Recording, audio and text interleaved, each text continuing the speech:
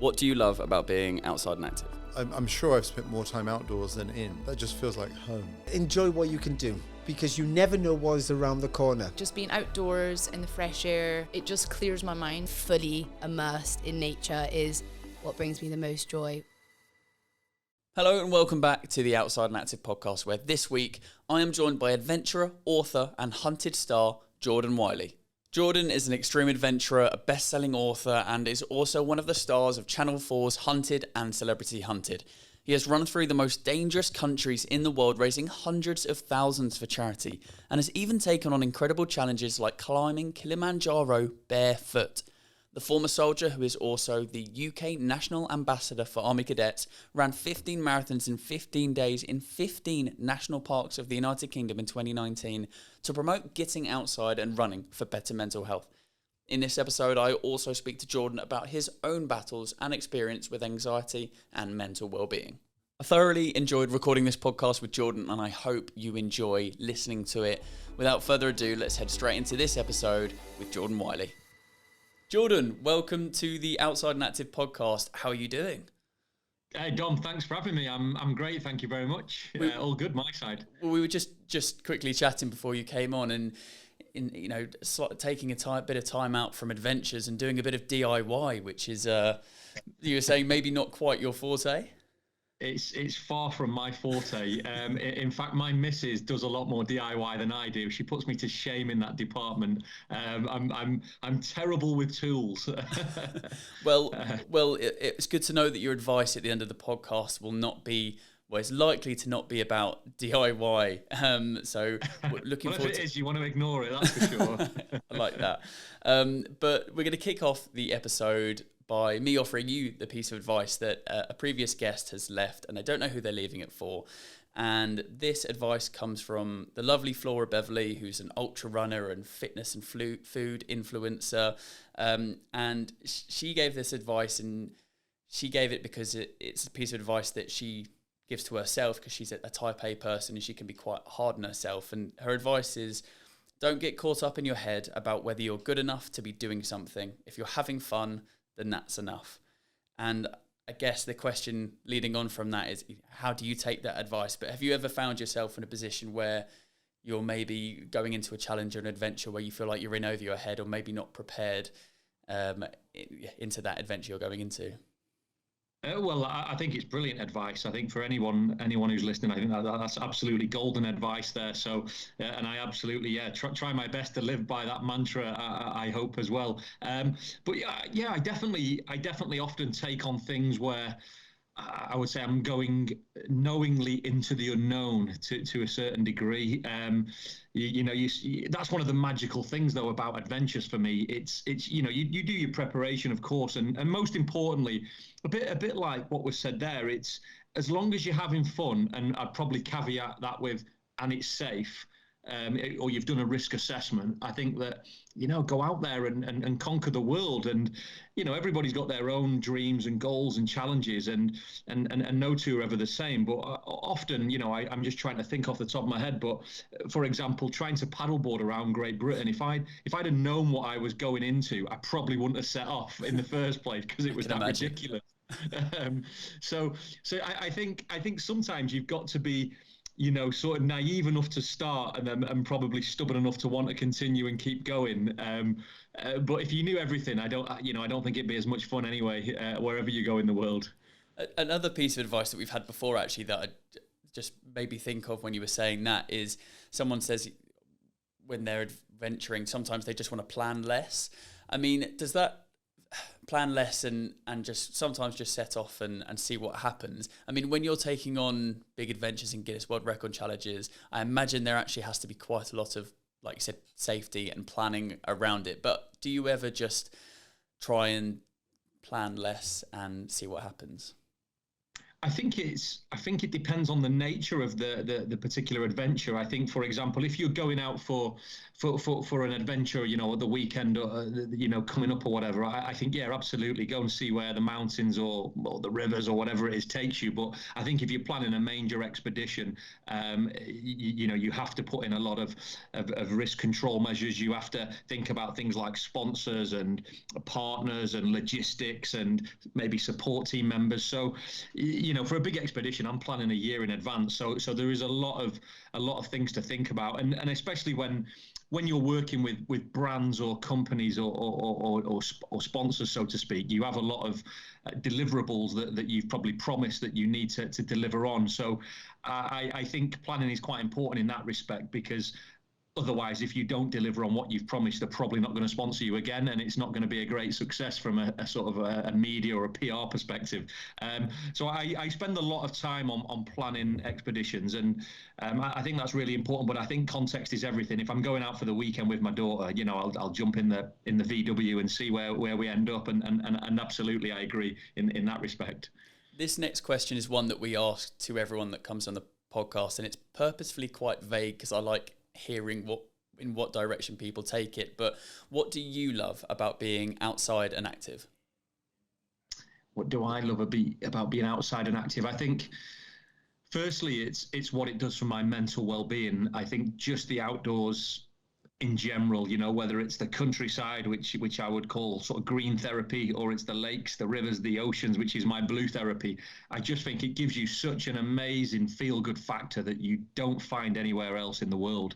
And I'm not saying you have to go to, Antarctica or the Arctic or the Himalayas. I'm saying going down to your local national park. For me, it's in Hampshire, in maybe the New Forest, or whether it's the Lake District. It's just that feel-good factor, the endorphin release, the being at one with nature. It's so special, and it has so many benefits, both physically and mentally. And it's like the best medicine in the world, really, that still should be.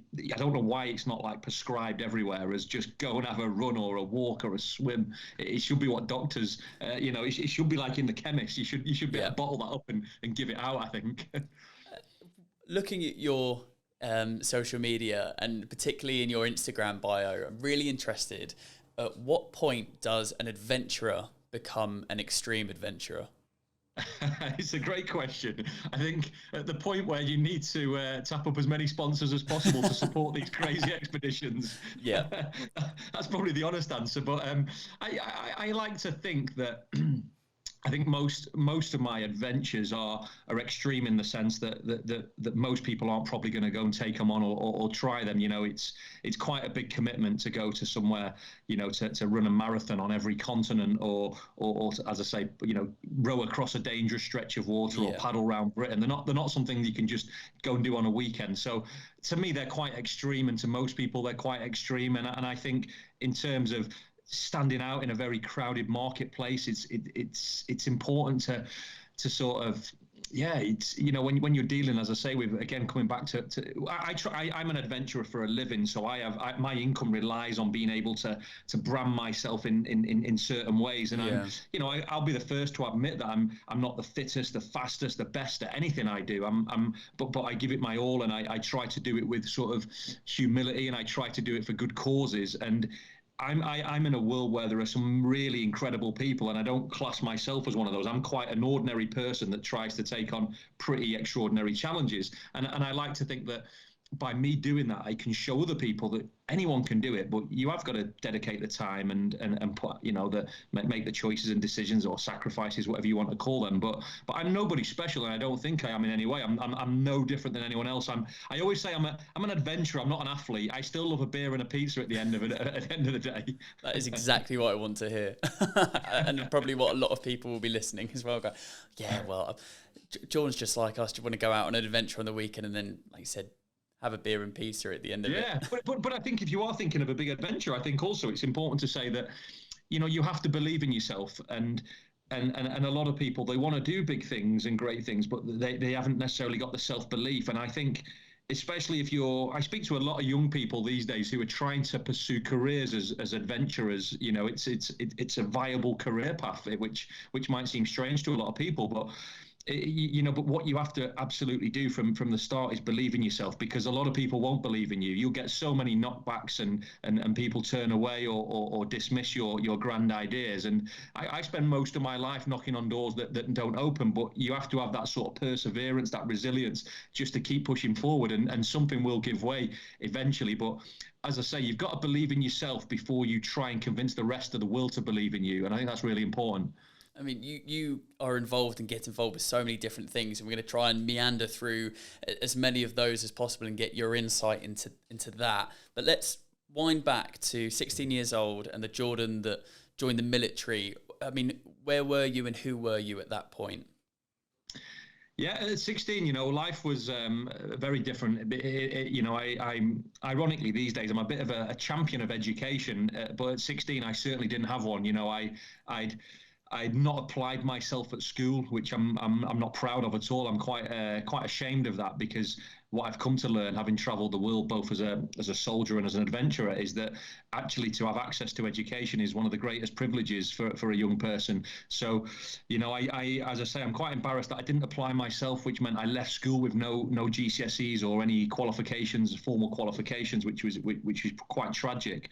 And I was often as well. I was up to no good. I was often in trouble with the law. Not for anything serious, but just being a nuisance really to society. Back home I grew up in a council estate in the northwest in Blackpool, and we'd get up to no good because for me, I struggled to learn in a classroom. For me, being in a classroom was a bit like being in a jail cell or something. It was like you're enclosed, you're trapped. You just want to get outside in the fresh air, and for me it just didn't work. And most of the skills and things that I've learned in life have been in the great outdoors. And so I was quite limited in terms of opportunities at 16 because I didn't apply myself when all my friends were going to college, university and so on. I was quite limited, and I ended up joining the Army at 16, and not because I had this big dream of being a soldier like a lot of people. It was just more really out of lack of other opportunities for me at the time. And I've always loved traveling. I've loved the outdoors. I love sport, and the Army seemed a great opportunity for someone who didn't have that many opportunities. And it was brilliant. It was for me a life-changing decision, because I got to do all the things that I love, and I also had to grow up quite quickly. And it sort of, I guess it got rid of that little naughty, cocky teenager quite quickly within me that needed to be put on the straight and narrow. So I'm a big champion of the armed forces as well, because it taught me. It taught me most of all, I think, values. I think values and standards, and things like respect, things like courage, integrity, discipline, loyalty, selfless commitment, all these great character traits that you want people to have. I didn't have them. And that's not from any fault of my parents or anything. It was just because I think I was a product of the environment, that I grew up in terms of the people I would surround myself with, both in school or outside school. And I think that's a really important, again, for anyone listening. I think not just as a child growing up, but as an adult, I often see friends in things like jobs or relationships that are very negative and they don't want to be in, and it brings you down, and it sends you on the wrong path sometimes. So you always got to be looking around you and making sure that you're surrounded by the right and the positive influences, I think. And I think as I've got older, I've become more brutal in that sense, that if you're negative or you're bringing negative energy into my circle, I'm not interested. I want out very quickly.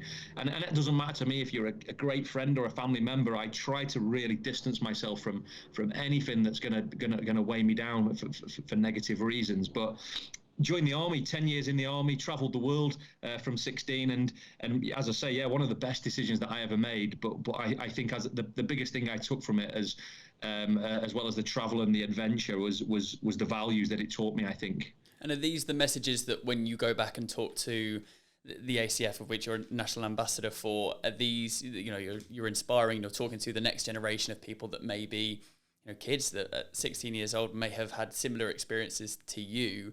Are these the things that you tell them about, to really throw themselves into it, and no matter what as maybe their experiences have been before that this is a massive opportunity, and to learn those set of values that maybe happened to yourself?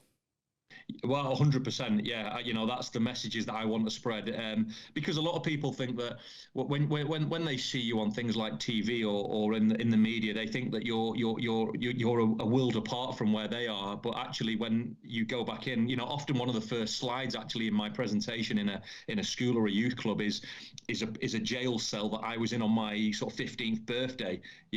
For being up to no good and being a naughty teenager. And that's really a bit of an eye opener because I love going into areas that are challenging, that are deprived, where kids think they know better, and I see a lot of those kids in me when I was that age, and they're my favourite ones.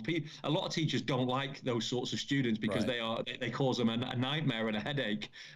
But for me, they're the ones that you can really have a powerful impact on and make a difference. And I think what I've come to learn is we need role models for young people, and we live in a culture today that is where we've sort of glorified celebrity status with all these ridiculous reality shows that are on every night of the week. And there's a lot of famous people that are often, and not everyone, but often quite uninspiring. And I do think we lack role models in society. Years ago, 20, 30 years ago, people wanted to be police officers, nurses, doctors, even footballers and whatever. But now they want to be an influencer. They want to be a YouTuber and whatever else it is. And I just think we need to have give them a bit of perspective, because it's tough for young people. They're growing up in a world that we didn't know.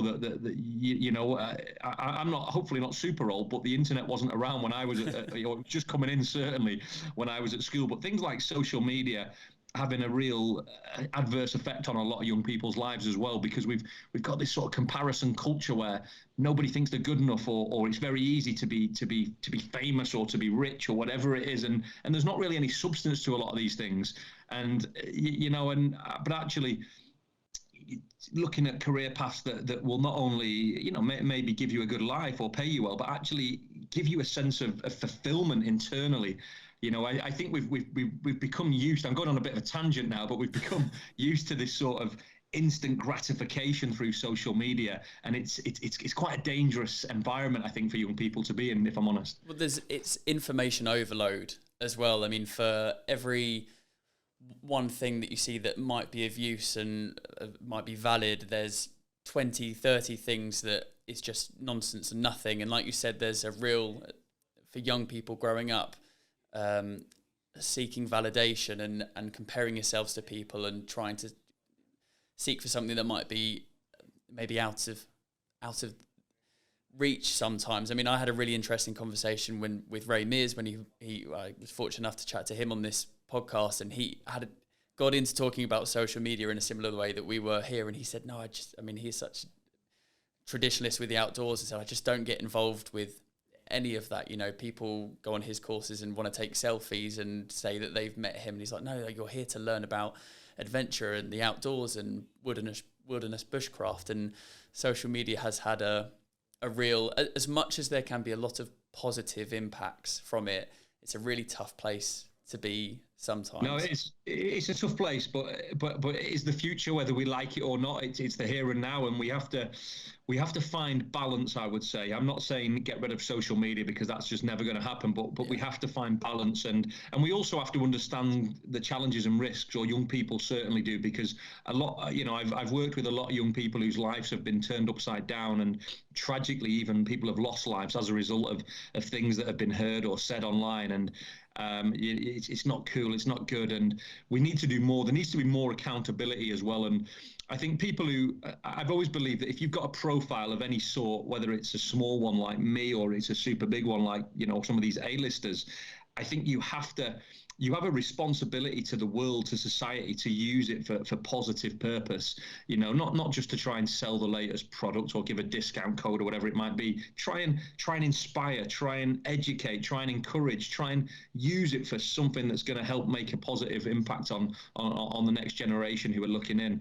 I think we have a responsibility, and there's not enough accountability for so-called influencers and things like that. Well, I found it interesting looking through your Instagram. I mean, like you said, then you're very active on social media, but using it a lot to offer support and talk about things that you're passionate about. And there's also a lot of imagery and you around close to water, in water. I mean, has water always been something that you connect with and I guess, offers you a sense of freedom. Yeah, I love water. I think water more so than than the countryside or mountains or anything. It's just something about it. I don't know. I'm not spiritual or anything like that, but it's got some kind of soothing tendencies that just take me to another place. And it doesn't matter if I'm wild swimming in the local river or paddleboarding, or, surfing, whatever it might be. Just being in even walking down the coast, like a coastline, Bournemouth, Blackpool, wherever. There's something quite magical about that. And I also found when I was paddling around the UK that the people who live next to the sea, they have they have a spirit of adventure that you don't find in cities as well. That they have a different mindset and outlook on life, people who live on the coast. And yeah, I don't know what it is, but I'm always drawn back to the sea. I don't know if it's being a Blackpool kid or something, but I always want to be as close to the water as possible. It's a magical place. I mean, I might be trying to force a connection here, but is that the reason that when you went into maritime security, or was that just a different set of circumstances? No, definitely not. No, I don't. Yeah, if you want to do peaceful things on the water, don't go and fight pirates. So I don't recommend that. But no, to be honest, that was just another opportunity that came my way. And I was a frontline soldier in the army, so there aren't many jobs for people who shoot guns for a living in the civilian world, but one of the jobs where you can one of the career paths that you can get a job very quickly is in private armed security, because you've obviously spent a long time dealing with weapons and hostile situations. So it wasn't necessarily the career path that I wanted, but it provided a great opportunity again to travel, to meet interesting people, and I guess live a bit on the edge as well. Well, yeah, you say that there was, I mean, the frightening experience of being confronted by Somali pirates. Tell me about that experience and finding yourself almost in the front position of where you had to take control of things in that situation. Yeah, it was it's quite a long time ago now. It's well over a decade ago. But my job as a security team leader was to advise the captain on getting his vessel from sort of A to B safely.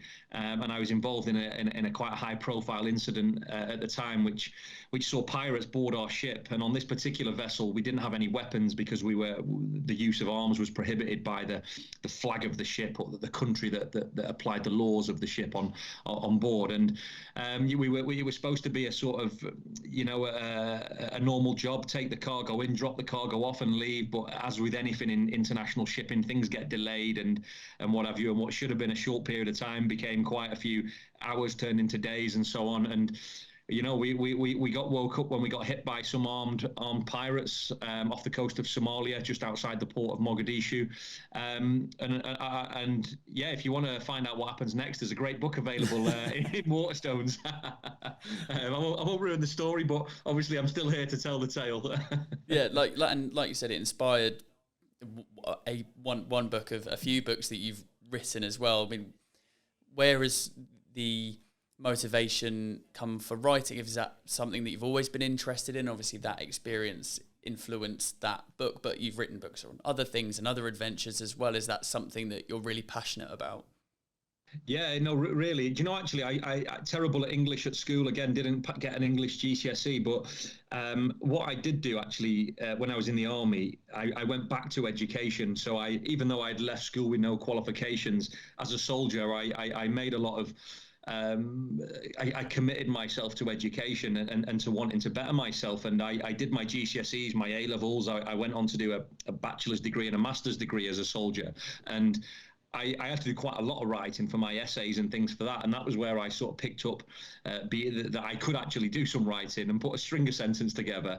And I think, as well as being outside, one of the things that's really helped my mental health was expressing myself through words, through the written word on paper. I think that I think anyone can write a book. I think everyone's got a book in them, but I think also is very therapeutic, very tranquil to be able to just write down what you think without having to talk to anyone, and what you were feeling or whatever, and then just say, you know what, that was me, that was what that's who I am, and you don't really have to answer any questions. Of course, there'll always be critics, and there'll be people who want to challenge things or whatever, but that's life. I've come to learn wherever you go in the world. But it's a very cathartic experience writing, I think. Very therapeutic.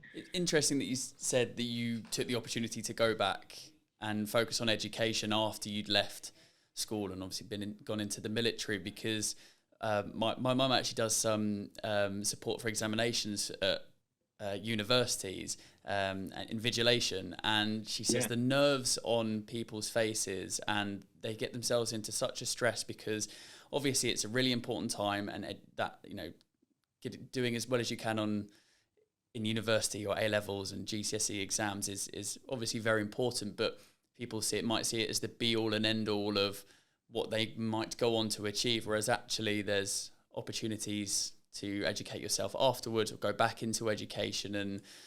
I just found it interesting hearing you say about going back and upskilling yourself at a later point. What was your experience with that? Well, it's interesting as well because, you know, and again, I'm not taking anything away from the sort of orthodox education system of going to school, because it is incredibly important and an amazing opportunity for anyone who has that opportunity. And actually, there's nothing cool about going to college on a Tuesday night when all your friends are in the pub in the army, and you're going off to with your textbooks and things. You know, I remember the abuse I used to get for going down to the college when all my friends were going on nights out. But it sort of paid off in the long run. But I think also when you learn as an adult in an educational context, you're learning because you want to learn, not because you have to learn, not because your mum's packed your sandwiches and sent you to school or whatever. You're actually learning because you took it upon yourself that's what you want to do, as opposed to just going with the system. But I say that I've learned as much as I have in education through being in the great outdoors. So anyone who's not great at school or might not be great in an academic context, there is just as many opportunities outside of school that can take you to great places, and they certainly have for me. Interesting, through this conversation, you've touched on the importance that adventure in the outdoors has played towards supporting your own mental health and mental well-being. And it seems that you've not been afraid to step away from social media and the things that you've been doing when you've been going through a difficult time. But, you know, how important is adventure and nature when you are experiencing a dip of, you know, supporting you to build back up? Yeah, I think adventure, nature teaches us so many things. Even just the basics of like taking risks. You know, I think back to when I was a child, and when I think about the things that my daughter enjoys, she's a teenager now, she didn't do half the things that I would have done as a kid. And even in a strange way, me as a parent probably wouldn't let her do the things that, you know, like even just like climbing trees or going camping or going fishing down the local river or whatever it would have been. They're things that I would have loved as a kid that kids don't seem to do anymore. And all those things, they taught me about independence. They taught me about taking a risk, about, you know, catching your dinner or whatever it might be, a bit of survival. And we just don't seem to have them anymore. And do you know, I was year before last, I was doing a challenge, which was to run 10 marathons in the 10 coldest places on the planet. And it took me to some, as you can imagine, far-fetched ends of the earth. And I remember I was doing the Montane Yukon Marathon in northern Canada, and I remember meeting this little boy, and he must have been, I don't know, 7 or 8 years old, this little boy. And I remember it was like minus 40 degrees. It was absolutely freezing. And, you know, me and my friends who I was with, we were shivering. We were feeling the elements as we would do. And this little kid was like running around with no top on, and he'd caught the fish that he was taking home for his family for the day. And he must have been, you know, he's a primary school kid. And I remember speaking to a guy in a bar in Whitehorse in the Yukon that night, and he said, you know, the thing is with you people in the West, he said, you get cold or you need something to eat, you order a Domino's pizza or a takeaway, or you flick on the light switch or the heating, but we have to survive in the extreme environments to live. And what he was explaining to me, what they have is like a warrior spirit that we don't really have in the West, because they've had to live and breathe that from the day they were born.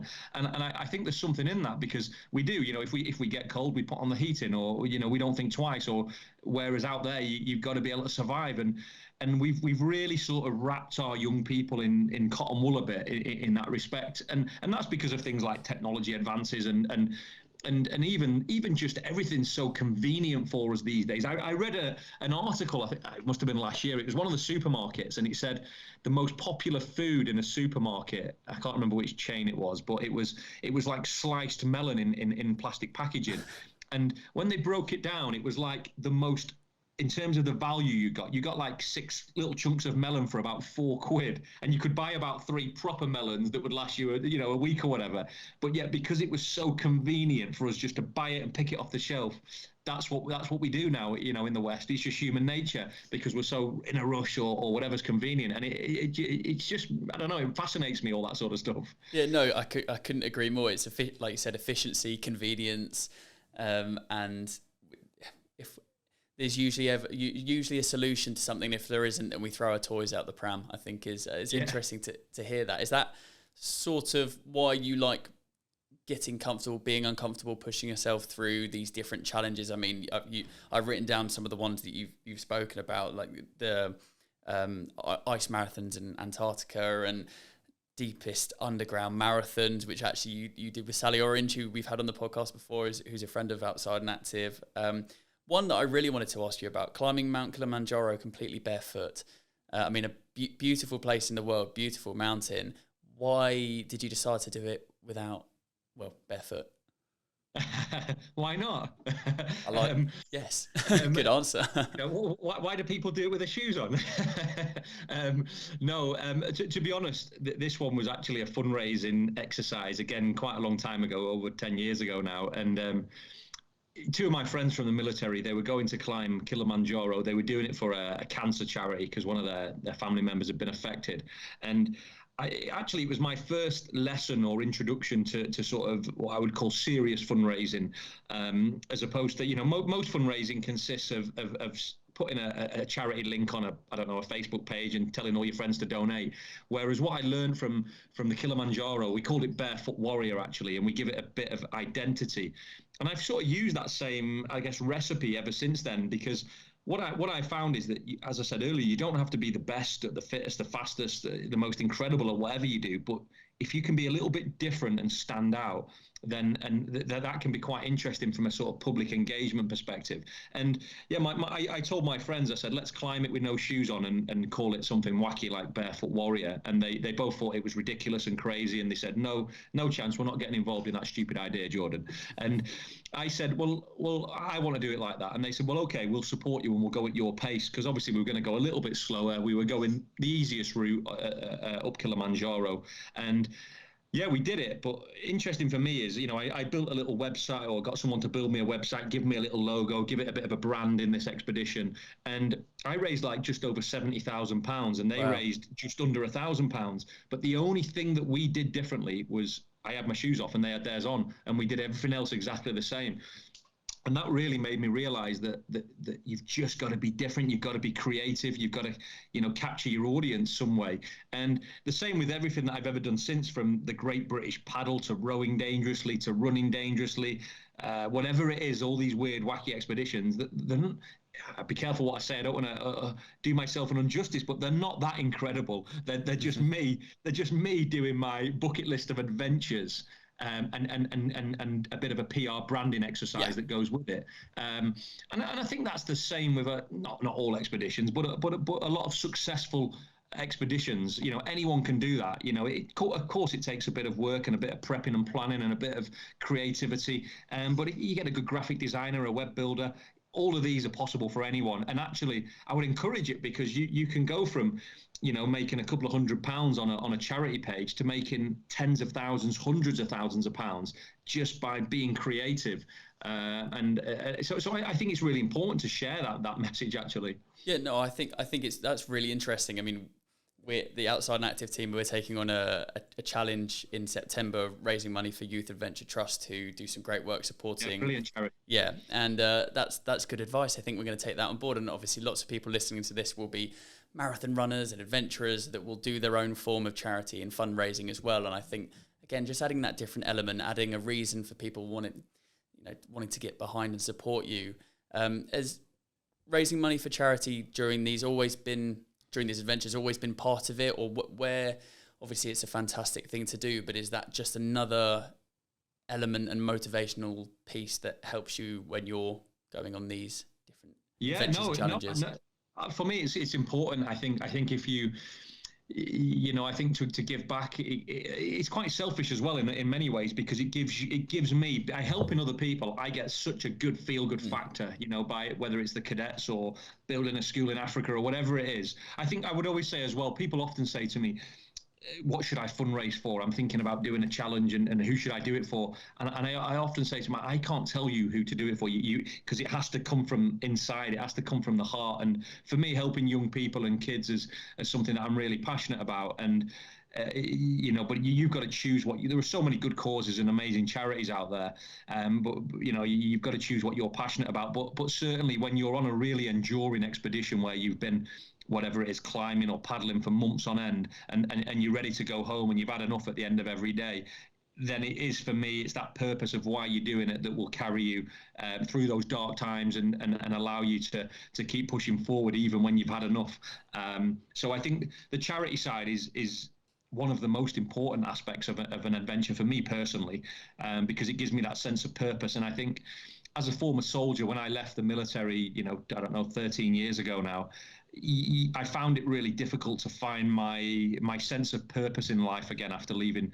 The moment you take those medals off and stop polishing your boots and ironing your kit and all that, as much as it was a bit of a pain in the backside when you're doing it as a soldier, it's probably the biggest thing you miss when you're not a soldier.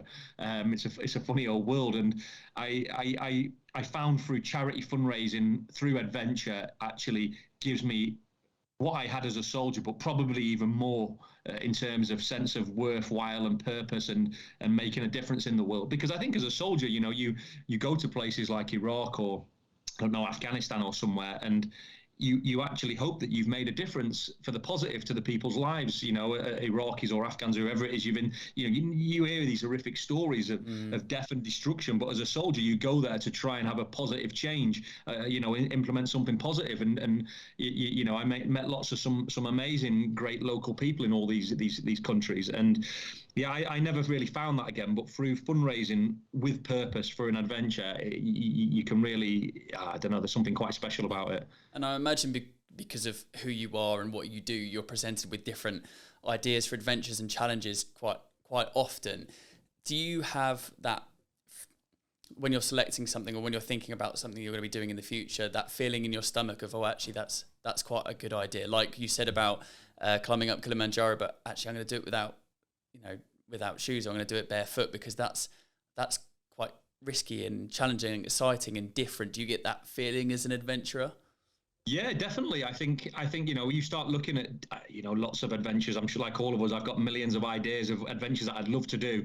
But also, again, it needs to be, some of these adventures cost, going to Antarctica, it's going to cost you, I don't know, $30,000 probably, at the cheapest level, up to 100,000 plus, depending on what you're doing in Antarctica. And to convince someone to invest in your idea or your expedition, it needs to be quite special, and it's, because they're going to want a return on that investment somewhere along the line. So you have to be creative, and I think that's why you shouldn't, if you're trying to take adventure seriously, most people are happy to put a charity link out and go and have a bit of fun, because the way I'm talking about now, it's not necessarily fun, it's like a job, it's work, I find it fun and enjoyable, but for most people that would be a lot of effort and hassle if you're not that way inclined. But most of my days are filled with speaking to sponsors, updating websites, brochures and things, and pitching myself to different people. And but I think if you can think of something that's going to capture not only the imagination of sponsors who are hopefully going to pay for your trip, but also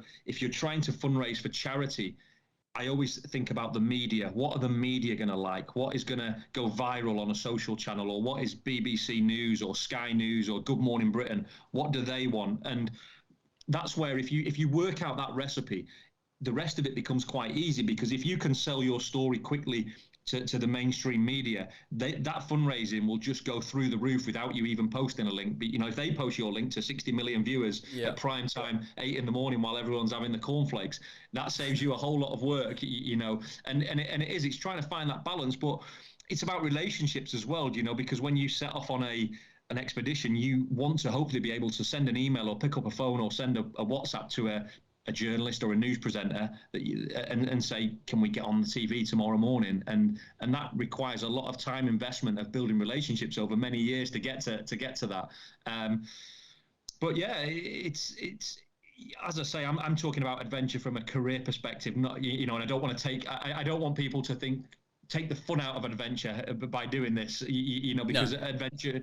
Adventure is it's not a place for me. It's a spirit. It's something. It's a way of living. It's a mantra, really. It's not about going somewhere and doing something. It's about a way of life, I think, more than anything. But have you found that over the sort of last 10, 15 years that brands and sponsors have been more willing to support people like yourselves that do this for a living to, because obviously they see the exchange that they will be getting out of it later down the line, but obviously it's so important for people like you to be doing what you're doing that they're more open to be doing that.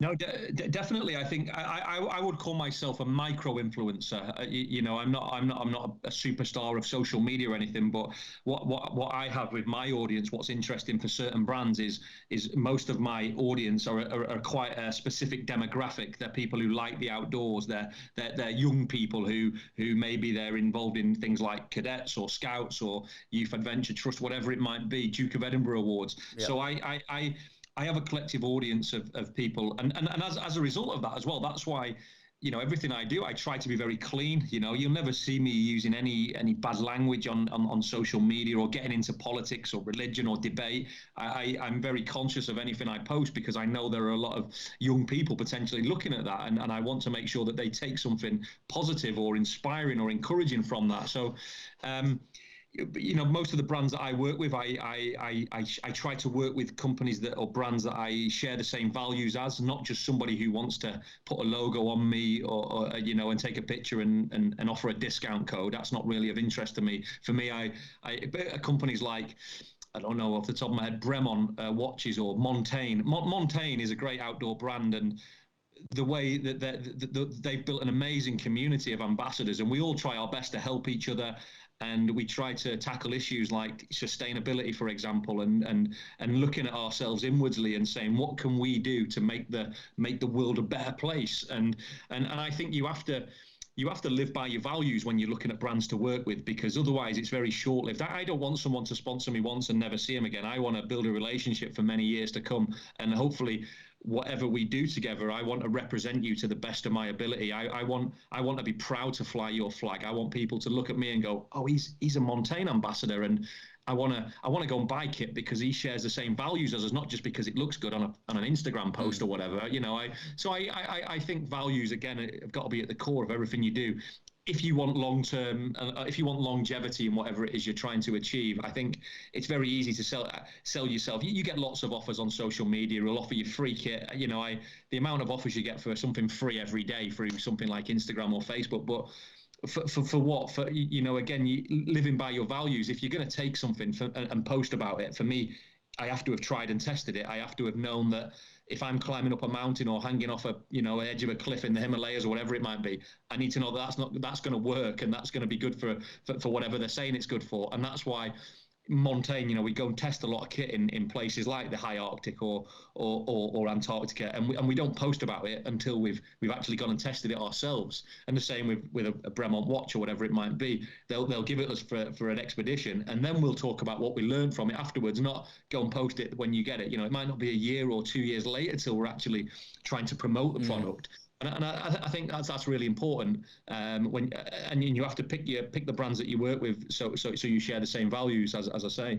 And they'll appreciate that because they know that your audience will trust you, and your audience will, that you're building that relationship. And we've worked with Montaigne, and they're a fantastic brand. Really, really interesting hearing you talk about how it's so important for the brands to have the shared values that you do, because it's so important. You don't want it to just become a farcical sort of promotion, like you've said before. People will know you from your adventures. People will also know you from Hunted and the incredibly entertaining TV show that is. For people that don't know what is Hunted? What's your involvement with it, and how I guess did you get involved with that show? Hunted is a Hunted and Celebrity Hunted. It's a Channel 4 or two Channel 4 TV shows, and essentially it's like I guess in the simplest form, it's like a giant game of hide and seek around the whole UK, where we get to. Myself and my colleagues, who are all ex-military, ex-police, law enforcement, intelligence services, we get to go and chase a group of people who are on the run. They're not real fugitives, I must add. They're normal members of society who have volunteered to go on the run. Make that very clear. Yeah, don't try and take them out if you see them, But yeah, we they have to survive on the run for the best part of a month, and if they get to the end, they win £100,000. And our job is to use all the skills that we've learned, whether it's through the military or adventure or policing, to try and tackle them. And we'll interrogate their family members. We will hack their social media. CCTVs watching them everywhere, and automatic number plate recognition, facial recognition, every piece of modern technology you can think of is helping us do this. And yeah, it's as I said earlier, I don't buy a lot into celebrity culture, but what Hunted has given me is a good platform to do some good in the world, and I think that's one of the great positives for me of being on the show, is that it's allowed me to help build my profile, which then in turn has allowed me to do more things with young people. But it is a bit heartbreaking when you're speaking to a school or a youth group, and you want to talk about your expeditions, and all they want to know is the latest Love Islander that you've caught on Hunted or whatever it might be. It's a killer. Frustrating. A reflection of society, unfortunately. But it's an amazing show, and also the celebrity version does it for Stand Up to Cancer, which is another incredibly important charity. All the celebrities on that show, they donate their fees as well, which is amazing and great of them. So yeah, it's a fun show, and I guess I got into it through being ex-military. I worked in I wasn't in the special forces or anything like that, but I worked in military intelligence and operations in an intelligence cell, and I used those skills on Hunted to a certain extent. But it's a TV show, it's entertainment, and it's a big adventure for me. That's the way I see it. Yeah, it's another example of, you've spoken out throughout this, of taking opportunities, and I guess it's a bit of fun as well, and like you said, growing the platform to be able to do the amazing things that you do, and speak to young people like you do, which all culminates into you were awarded this the beginning of this year an MBE, which must be such a fantastic feeling for you. I mean, where were you when you found out about that, and I guess what was your initial reaction? Because it must be quite strange to be contacted and told about that. Oh yeah, honestly, it still blows me. I'm still gobsmacked today. It's so humbling to be awarded an MBE from His Majesty the King, especially I think as a former soldier, to be honoured in that way is amazing. And I've always been someone, if I'm really honest, to steer away from awards and recognition in the public eye. Many a times I've pulled out of awards because I sometimes feel that it takes away from what it's all about sometimes when you accept awards and things, and especially in the fundraising sector. I have many times said I just don't want to be involved, not for negative reasons, just because it's not why I've done something. Yeah. And I got the phone call and telling me this information about 2 weeks before, and I genuinely thought it was a hoax. I thought someone was winding me up, and they said you can send an email to the Foreign and Commonwealth Office, because I was awarded it on the overseas list for my work on the Horn of Africa, and they give me this email, and I sent an email just checking it's not a hoax, and then some really important person messaged me back saying no, on letterhead we can confirm it's all real and genuine, and don't worry, lots of people think it's a hoax when they get this call, but yeah, I blown away, and I don't really know what to say about it except for I'm so humble. But I hope that I can use it to hopefully do more things for again, it comes with responsibility, I think. To be awarded something like that from His Majesty the King, for me, it just spurs me on to want to do more, especially for people like the cadets and young youth organisations, because it just shows people that it doesn't matter where you start in life or where you've come from. It's about the direction of travel. It's about where you're going, and anybody can achieve anything if you're willing to put in the hard yards. So coming up in the near future, as well as going and speaking to the cadets and all the work that you do, what else have you got planned that you can talk about? I'm sure you are a busy man. I'm sure there's other things that are on the forefront of your mind? Yeah, lots of adventure projects coming up this year. Some local and some overseas. I'm going to be 40 this year, so I'm probably going to. I've been wanting to do the Alcatraz swim in San Francisco, so I'll probably do that on my 40th birthday. I've been looking at it for a few years. I'm working on a project for next year. I can't say too much at this stage because it's not been announced, but it's going to be an epic adventure. It's going to be it's going to tick a lot of boxes for me personally, from sort of young people education to doing an epic enduring adventure, but also linking back to my hometown in Blackpool. I'm going to try and promote sustainability. That's going to be at the core of this next expedition. I was trying to get to the North Pole for the last 5 years, and I sort of give up a couple of months ago when I was in Svalbard in the high Arctic, and I decided, because actually that was the 10th marathon out of the 10 cold marathons, was the North Pole Marathon. And when I was up there, I met a lot of interesting people, and they sort of spoke out about the climate issues. And when you're in the high Arctic as well, it's heating up faster than I think anywhere else on Earth at the moment. And it just made me think about my own sort of carbon footprint and the fact that I do these great adventures and I'm very privileged, but actually I'm almost criminal in the aviation emissions that I've been part of, flying around the world every other week or whatever. So it's made me look at myself. I'm not saying I'm perfect or I'm super green or anything, but what I want to do is I want to learn about sustainability. I want to help educate young people about sustainability, and I want to take on an adventure or an expedition that has sustainability at the heart, which will allow me to learn about it and educate people in a fun way. As I say, I'm not saying I'm super green, but I'm committed to learning more and to sort of being more greener, that's for sure. Well, listen, Jordan, this conversation has been full of some incredible anecdotes and also learning points and logistical things that people that are listening to this can implement into their own lives and think about and take away. And I'm very grateful for you for coming on and having this conversation, and I'm looking forward to following along, and everyone listening, following along what you've got coming up over the next year or two. There's only really one thing left to offer for someone who'll be coming on to the podcast in the near future, and that's a piece of advice. I offered you some at the beginning, and now is your opportunity to pass some along through the medium of podcasting. What advice would I share for the next person? It's been full of loads. It's been full of loads, but I need that little piece of golden information. Yeah, I think. Well, firstly, thank you for inviting me on the podcast. It's always a privilege to speak, and amazing work what you guys do with all the events. Incredible. My piece of advice would be actually something that I share to a lot of young people, and I'm a simple guy from Blackpool, so I call it my ABC rule. But the first thing for me is A is for attitude. I think attitude is one of the few things that, regardless of qualifications or experience, will take you further than anything in life. I think attitude is absolutely everything, the way you approach things. B is for build relationships everywhere you go, because relationships often turn into great opportunities, as they evolve and develop. And C is continued professional development, have that, which links into attitude. It's about never stopping learning, regardless of who you are, where you're from, what you do.